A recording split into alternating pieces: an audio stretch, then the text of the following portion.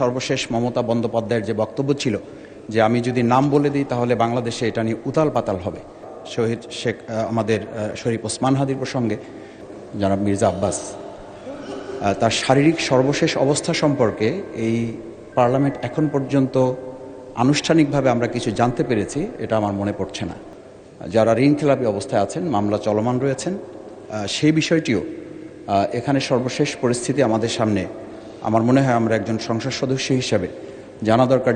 আমরা গতকালকে এই সংসদ অধিবেশনে মাননীয় সরকার দলীয় চিফ হুইপের পক্ষ থেকে একটা বার্তা এখানে পেয়েছি যে বাজেট অধিবেশনকে প্রাণবন্ত করার লক্ষ্যে আমাদের সকলের উপস্থিতি এবং এখানে মনোযোগের সাথে নিয়মিত অবস্থান করা এ বিষয়ে দৃষ্টি আকর্ষণ করা হয়েছে। এই প্রেক্ষিতে আমি দুটো বিষয় আমার জানার বিষয়। একটা হচ্ছে যে আমরা শুরু থেকেই তার জন্য প্রাণ খুলে দোয়া করি।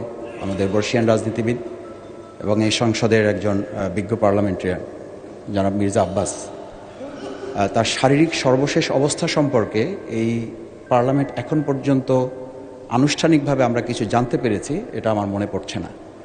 আমার প্রথম কথা হচ্ছে যে এই বিষয়ে তার সর্বশেষ পরিস্থিতি, পার্লামেন্টে তার শপথ গ্রহণ এবং তার শারীরিক সর্বশেষ অবস্থা। দ্বিতীয় হচ্ছে সরকার দলীয় আরও দুইজন সংসদ সদস্য যারা ঋণখেলাপি অবস্থায় আছেন, মামলা চলমান রয়েছেন, সেই বিষয়টিও এখানে সর্বশেষ পরিস্থিতি আমাদের সামনে আমার মনে হয় আমরা একজন সংসদ সদস্য হিসেবে জানা দরকার যে ওনারা এখনও পর্যন্ত পার্লামেন্টে অংশগ্রহণ করা কিংবা না করার প্রশ্নে তারা কী ভূমিকা পালন করতে পারছেন।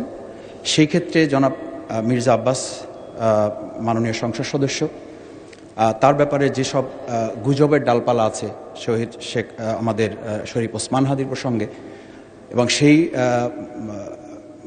গুজবে আগুনে ঘি ঢেলেছে সর্বশেষ মমতা বন্দ্যোপাধ্যায়ের যে বক্তব্য ছিল যে আমি যদি নাম বলে দিই তাহলে বাংলাদেশে এটা নিয়ে উতাল পাতাল হবে। আমার মতে সেই সব প্রসঙ্গগুলোতে আমরা আর সামনে বাড়তে না দেওয়ার জন্যই স্বরাষ্ট্রমন্ত্রীর পক্ষ থেকেও এ ব্যাপারে ব্রিফ আমাদের কাছে আসা প্রয়োজন ছিল। আমি তিনটি বিষয় নিয়ে আসছি। একটা হচ্ছে আমাদের বিজ্ঞ পার্লামেন্টারিয়ান বর্ষিয়ান রাজনীতিবিদ জনাব মির্জা আব্বাস, ওনার বিষয়ে সর্বশেষ জানা প্রয়োজন। ধন্যবাদ। দ্বিতীয় হচ্ছে আমাদের যে দুইজন ঋণখেলাপি সরকার দলীয় তাদের বিষয়টি, এবং সর্বশেষ শরীফ ওসমান হাদি শহীদ তার বিচারের যে প্রসঙ্গটি এসেছিল এ ব্যাপারে যে গুজব আছে সে ব্যাপারে জানা প্রয়োজন। অনেকগুলো বিষয় পয়েন্ট অফ অর্ডার হয় না, আপনি অ্যালাউ করেন না, অনেক সময় হতে পারে, কিন্তু এটা না হলেই খুব ভালো আমাদের। আর উনি একটা কথা বলেছেন যে আমাদের বর্ষিয়ান রাজনীতিবিদ মির্জা আব্বাস সম্পর্কে জানতে চেয়েছেন, এটা আপনি মাননীয় স্পিকার আপনি বলতে পারেন। আর দ্বিতীয়ত হলো যে দুজন মাননীয় সংসদ সদস্য, এটা সাবজুডিস ম্যাটার, এটা কোর্টে আছে। মাননীয় স্পিকার কোর্ট সিদ্ধান্ত দিলেই কেবল সিদ্ধান্ত হবে, এর আগে তো এ বিষয়ে কোনো কিছু বলার সুযোগ নেই।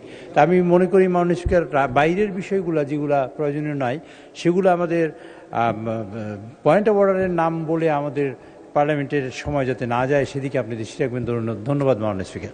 জনাব মির্জা আব্বাস আমাদেরকে চিঠি দিয়ে জানিয়েছেন তার অবস্থা ক্রমাগত ভালো হচ্ছে, তো যথাসময়ে সুস্থ হলে তিনি এখানে আসবেন। বাকি গুজব কে কি বলেছে, কার সম্পর্কে কি গুজব, এগুলো নিয়ে জাতীয় সংসদ সময় নষ্ট করতে পারে না, এবং সুতরাং পয়েন্ট অফ অর্ডার বলার সময় আপনারা চলমান বিষয়ের উপরে কিছু বলবেন এবং অযথা সংসদের সময় নষ্ট হয় এমন কিছু উত্থাপন তুলবেন না। গুজব কখনো জাতীয় সংসদের বিবেচ্য বিষয় নয়।